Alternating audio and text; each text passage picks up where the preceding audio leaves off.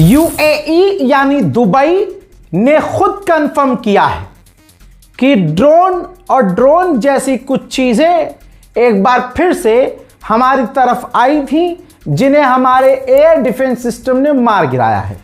यानी इसका सीधा मतलब यह है कि दोबारा से कई बार यूएई पर हमले हुए हैं। पिछला हमला कंफर्म है कि ईरान ने किया था, जिसकी आलोचना पाकिस्तान, भारत समेत गल्फ देशों के कई देशों ने निंदा करी है, विरोध किया है। अब उसके बाद यूएई ने कंफर्म किया कि भैया और भी कुछ चीजें थी, और भी ड्रोन हमले हम पर हुए हैं, जिसे हमने रोका है। ईरान का उधर कहना यह है कि ऐसा है ही नहीं। आईआरजीसी ने कहा कि हमने यूएई पर मिसाइल ड्रोन लॉन्च नहीं किया है, लेकिन अगर इसे बहाना बनाकर हम पर एक्शन लिया जाता है, यूएई ईरान के खिलाफ कोई एक्शन लेता है, तो फिर यूएई जान ले कि ईरान डायरेक्ट अटैक करेगा। वो 2 वॉरशिप, 2 युद्धपोत अमेरिका के जो स्ट्रेट ऑफ हॉर्मुज क्रॉस किए थे, वो इस वक्त यूएई के करीब हैं।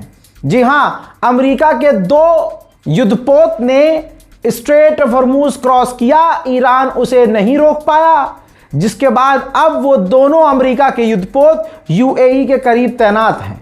यही वजह है जो बार बार आपसे कह रहा हूं, तनाव बढ़ रहा है। वहीं इजराइल के डिफेंस मिनिस्टर ने कंफर्म किया है कि हम अपनी पूरी एयरफोर्स ईरान के खिलाफ तैनात करने को तैयार हैं, पूरी तरह से हम रेडी हैं। उधर बहरैन पहुंचा है ज़ेलेंस्की, तस्वीर आपके सामने। ज़ेलेंस्की बहरैन पहुंचकर कई तरह की डील कर चुका है। बहरैन और यूक्रेन के बीच drone deal, missile deal, defence deal हो चुकी है। यह पूरी तैयारी तब की जा रही है जब सीज फायर हो रखा है। जाहिर सी बात है, इस सीज फायर का इस्तेमाल तमाम देशों ने ईरान के खिलाफ तैयारियां करने में इस्तेमाल किया है। अमेरिका की पाबंदी के बाद जापान ने भी रूस से तेल लेना बंद कर दिया था, लेकिन अब जैसे हालात हैं, रूस से पाबंदी अमेरिका को हटानी पड़ी है, और अब एक लंबे समय के बाद पहला जो टैंकर है रूस का तेल लेकर जापान पहुंचा है। उधर ईरान ने पूरी एक ऑर्गेनाइजेशन, एक कमेटी बना दी है। यह है PGSA, Persian gulf straight authority, Islamic Republic of Iran. यह वो संस्था होगी, जब भी कोई जहाज पर्शियन गल्फ से गुजरेगा, इसी ईरानी ऑर्गेनाइजेशन यानी ईरान की कंपनी, संस्था या आप समझ लीजिए एजेंसी, इससे टच होना पड़ेगा, इससे परमिशन लेनी पड़ेगी, तभी वो जहाज वहां से गुजर सकेगा। उधर ईरान में बहुत सारी चीजें हुई हैं, जैसे वेस्टर्न तेहरान के इलाके में अचानक से आग लग गई। देखिए,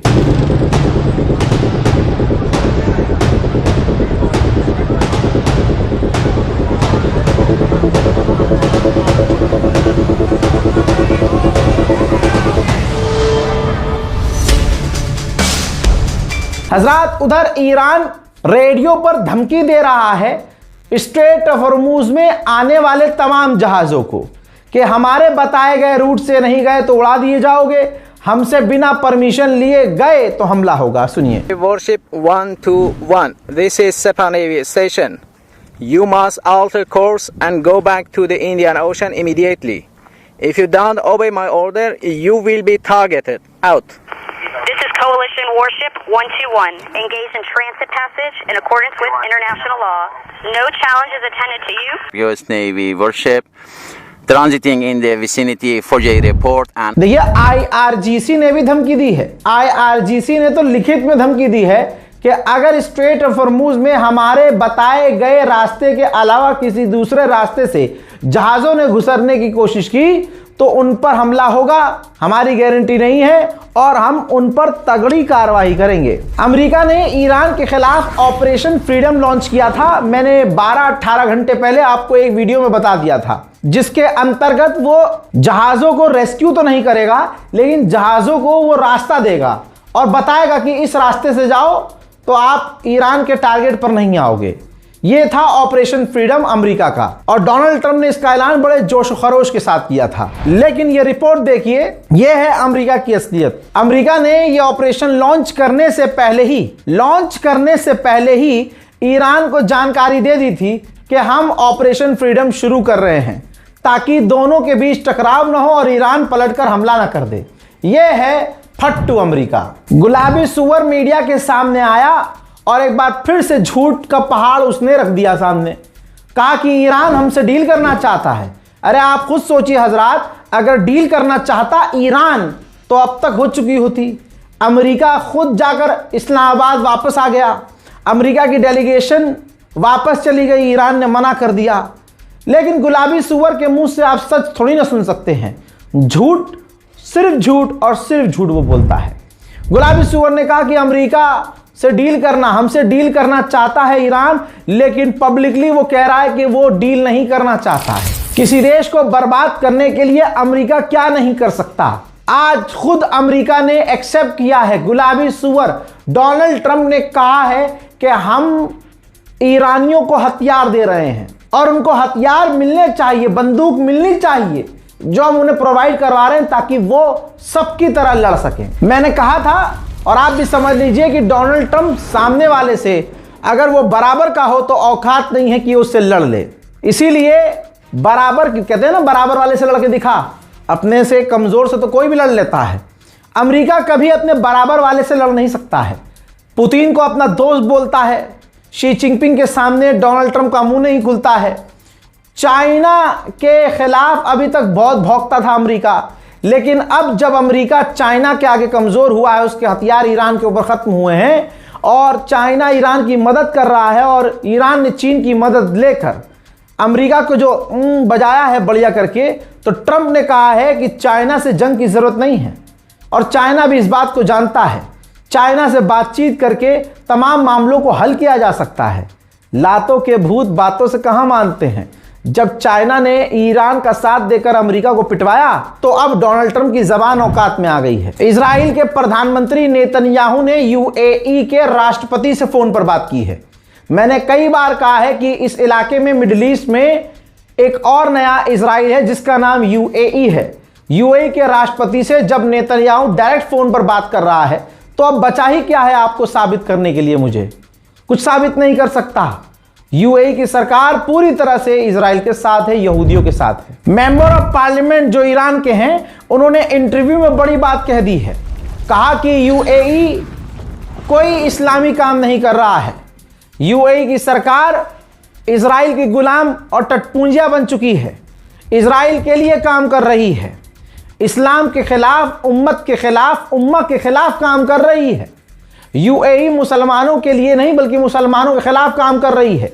जो भी यूएई के साथ हुआ है इस जंग में वो बिल्कुल सही हुआ है। यूएई उसी लायक है। हजरात, ईरान ने यह बात कही इसलिए आपके पिछवाड़े में आग नहीं लगनी चाहिए। यही सेम बात मोहम्मद बिन सलमान की सरकार यानी सऊदी अरब की सरकार 2 महीने पहले ही बोल चुकी थी कि सूडान के अंदर आतंक मचाया और मचवाया इसी यूएई ने। हाँ, आपको पता है। और यमन पर कब्जा करने की कोशिश आतंकवादी संगठनों को पैसा देकर इसी यूएई ने करवाई थी और करी थी। सऊदी अरब अगर बीच में ना कूदता तो आज यमन के 2 टुकड़े हो जाते और सूडान में अगर सऊदी अरब ने मदद न भेजी होती और यूएई को नंगा न किया होता तो यूएई सूडान और यमन में घुस चुका होता। यह बात सऊदी अरब पहले ही बोल चुका है। बात बस ऐसी है कि अब यह बात ईरान ने बोली है। तो अब आप सोच लीजिए, जो ईरान के खिलाफ जहर उगलने वाले लोग हैं, कि ईरान ने जो अब बोला है सऊदी अरब बहुत पहले बोल चुका है, तो अब किसकी मानेंगे। दोनों तो एक ही बात कह रहे हैं। जब तक आप ये वीडियो देख रहे होंगे ईरान के विदेश मंत्री सैयद अब्बास अराक्ची चाइना पहुंच चुके होंगे, चाइना के दौरे पर हैं अब्बास अराक्ची। और कहा जा रहा है कई अहम मुद्दों पर चीन से ईरान बात करने वाला है। ईरान पर हमले की तैयारी पूरी हो चुकी है। अमेरिका ने प्लान बना लिया है ईरान पर छोटा हमला करने के लिए। ईरान के कुछ ऑफिशियल्स पर हमला किया जाएगा, ईरान के एनर्जी इंफ्रास्ट्रक्चर पर हमला किया जाएगा ताकि ईरान को प्रेशर किया जा सके और बातचीत की टेबल पर लाया जा सके। अब समझ में नहीं आ रहा कि इसी रिपोर्ट में मैंने आपको बताया गुलाबी सूर कह रहा है कि ईरान तड़प रहा है डील करने के लिए, बातचीत करने के लिए वो बेकरार है।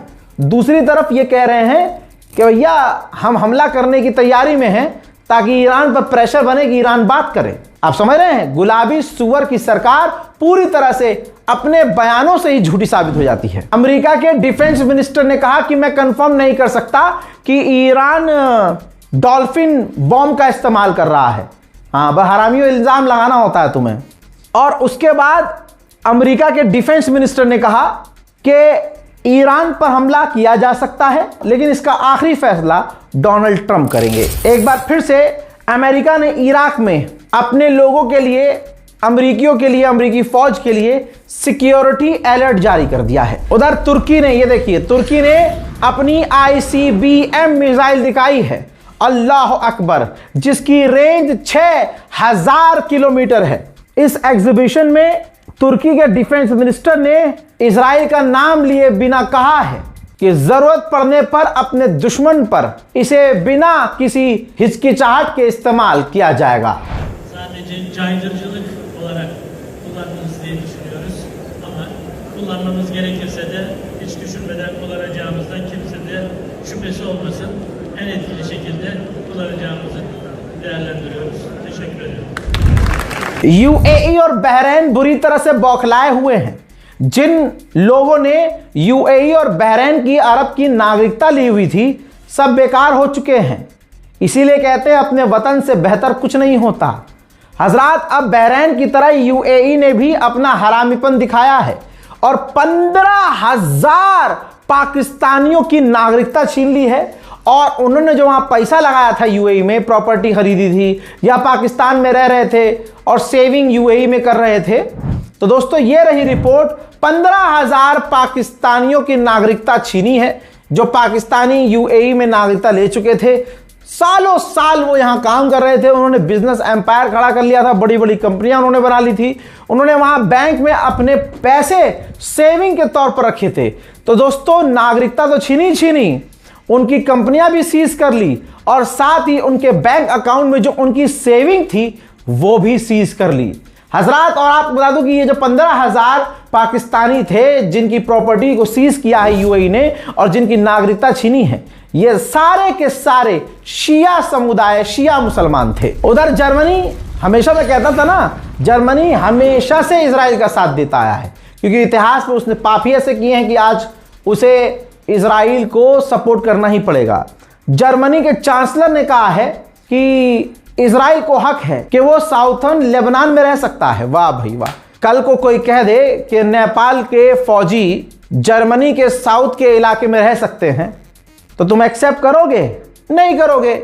लेकिन क्योंकि तुम इतने गंदे हो, इतने दोगले हो, इतने क्रिमिनल माइंड हो कि जब इजराइल कोई क्राइम करता है तो तुम्हें वो क्राइम नजर नहीं आता। हजरात मोहतरम, लेबनान के राष्ट्रपति के ऊपर अमेरिका दबाव बना रहा है कि लेबनान के राष्ट्रपति इजराइल के प्रधानमंत्री नेतन्याहू से मुलाकात कर लें, लेकिन लेबनान के राष्ट्रपति फिलहाल नेतन्याहू से मिलना नहीं चाहते। इजराइल ने सीज फायर को तोड़ते हुए लेबनान पर एक बार फिर से आतंकी हमला किया और इसका मंजर हमले के बाद का लेबनान का ये है।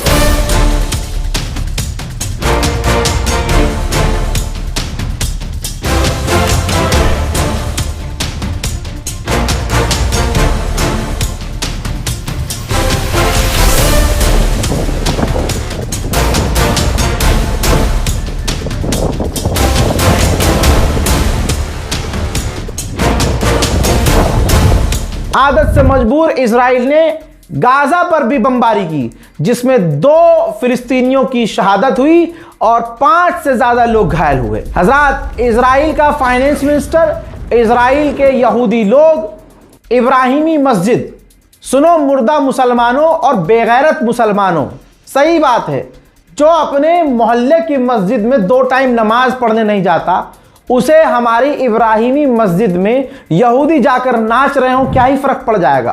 तस्वीर देखिए, यह हमारे आइम्मा, हमारे अहले बैत की निशानी है मस्जिद। अल्लाह अकबर, अंबियाओं की निशानी है यह मस्जिद, इब्राहिमी मस्जिद। वहां यहूदी जाकर नाच रहे हैं। पाकिस्तान के आर्मी चीफ आसिम मुनीर ने ईरान और अमेरिका दोनों से कहा है कि सीज फायर बनाए रखें और सीज फायर न तोड़ें। यूएन के अंदर ईरान के खिलाफ एक कानून लाया जाने वाला है, जिसमें मांग ये होगी कि ईरान स्ट्रेट ऑफ हॉर्मुज को इसी वक्त खोल दे और किसी भी जहाज से आने जाने के लिए पैसा ना ले। अगर ऐसा ईरान नहीं करता है, यूएन की बात नहीं मानता है, तो ईरान पर पाबंदियां लगा दी जाएं। डिटेल रिपोर्ट में ईरान, गाजा, फिलिस्तीन, अमेरिका, स्ट्रेट ऑफ हॉर्मुज तमाम जानकारी एक ही वीडियो के अंदर दे दी है। इस रिपोर्ट को शेयर कीजिएगा, चैनल को सब्सक्राइब कीजिए। फिलहाल के लिए इस रिपोर्ट में इतना ही। मैं हूं रजा और आप देख रहे थे रजाग्राफी अनस्क्रिप्टेड। जय हिंद।